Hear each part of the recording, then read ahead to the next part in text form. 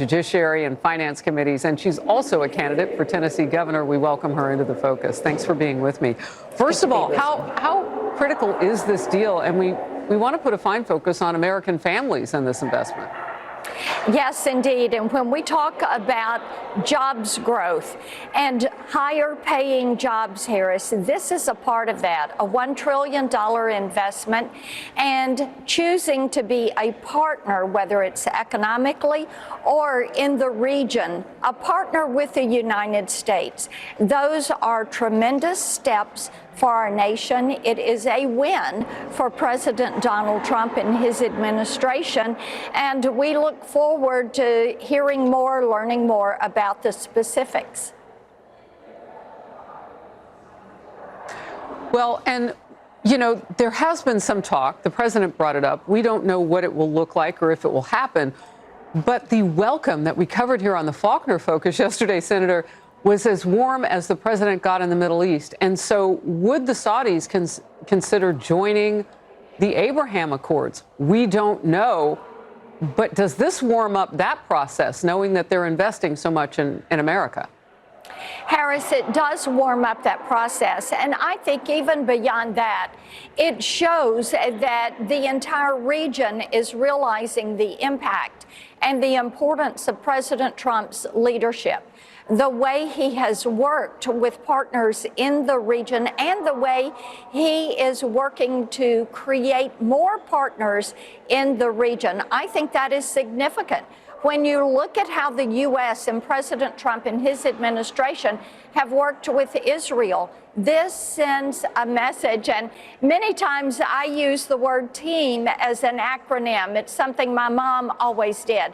Together, everyone achieves more. And you have participants in that region, nations in that region, who are looking to President Trump, recognizing that leadership and wanting to be a part of prosperity and peace in the region.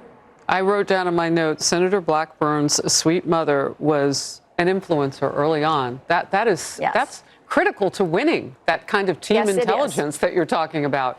Well, let me get to this. Right now, there's more alarming and even shocking details coming out about the FBI's investigation into Thomas Crooks' attempted assassination of President Trump. 2 congressmen involved in the House investigation say the FBI stonewalled their probe from the very beginning. And that includes not sharing any files about Thomas Crooks' reportedly disturbing social media posts where he repeatedly called for political violence. His reported online presence includes this video of him pretending to fire a handgun.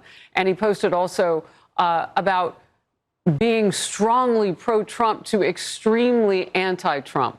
Here's White House Press Secretary Caroline Leavitt. Those questions are definitely deserving of answers, and I understand why the public wants those answers, and I believe the president does too. And so why don't we have them? You know, it's a good question, and it's one I'd like to see the answer to, and I think all Americans would. The New York Post editorial board is arguing America needs a fresh investigation of would-be assassin Thomas Crooks and the FBI's bungled first probe. Are you shocked that we wouldn't get a better look into a man suspected of trying to kill the president? It is stunning that the FBI withheld this information. And Harris, as you remember, Christopher Wray, then the Biden FBI director, came before us, a little bit of a truncated hearing, and said there was nothing remarkable about Thomas Crooks and his online presence. We know that there is a very deep state at DOJ and FBI. We know they were weaponized against President Trump, against Senate members, against conservatives. We know now that they have withheld this information. It is absolutely disgusting. Does this need to be reopened? You better believe it needs to be reopened. Do we need answers on all of this? Absolutely we do. Does the president deserve answers? Absolutely he does. The American people deserve answers, and we are not going to stop until we break this deep state apart. Well, that is good to hear, because there have been 2 attempts on his life so far. Right. And it's disgusting to think that if there was a chance to know more about this, that we wouldn't. All right. Well, critics are going after 6 Democrat lawmakers in particular over this plea to members of the military and intelligence communities. Watch this. This administration is pitting our uniformed military and intelligence community professionals against American citizens. Our laws are clear. You can refuse illegal orders. You can refuse illegal orders. You must refuse illegal orders. No one has to carry out orders that violate the law or our Constitution. We know this is hard. Okay, you caught that, right? Refusing military orders. That would be treason. Reaction, as you might imagine, swift and fierce. Libs of TikTok posted, Democrats are encouraging members of the military to commit treason and defy orders from Trump. And Republican Senator Eric Schmidt says, sounds a little subversive to democracy-ish. Your thoughts on this? Well, indeed, I think that Secretary Hegseth was right.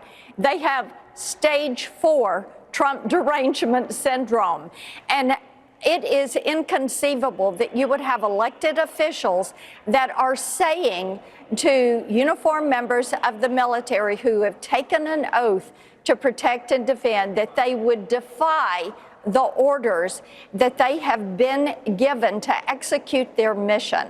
I find it inconceivable, but that is what they have chosen to do, and we will see what the response to them from Democrats. You know, Harris, I talk to Tennesseans every day. I did a telephone town hall last night. People want to see respect for the rule of law. They are appreciative of our nation's military and of the work they do to protect our nation.